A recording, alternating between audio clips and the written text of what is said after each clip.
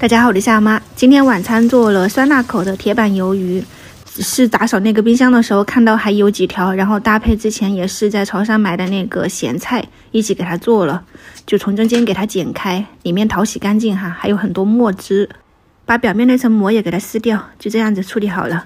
我淘洗了2到3遍哈，感觉这个腥味还是有点重。切的话呢，你就是竖着切，再斜着切，切成这种花刀，从中间给它切开，斩成小段。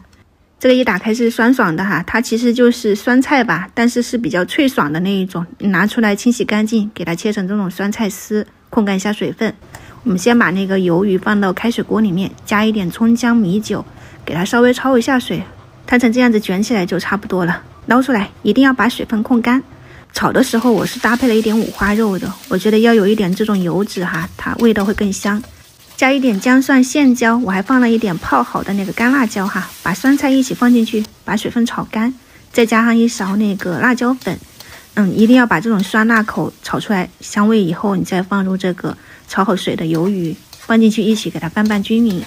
调味我就放了一点盐，然后还有就是白胡椒粉1圈的酱油，给它们翻拌均匀，上好颜色。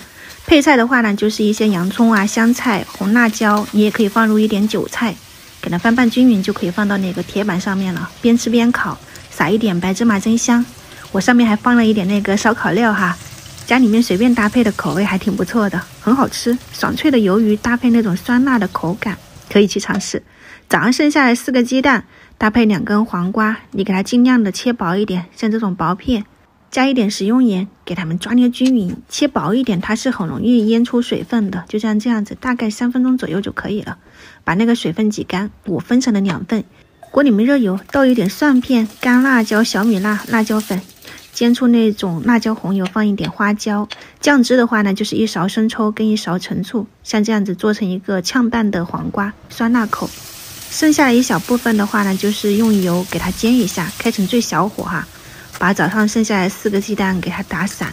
我本来是早上准备煎的，包那个卷饼的，但后来我觉得那个菜多了，我就没有做了，粘到那个黄瓜上面，用小火煎到定型，这种黄瓜滑蛋就搞定了。口味很清爽，黄瓜很脆口的。今天的家常菜就供大家参考一下。中午我吃了烤肉，晚上不吃了哈。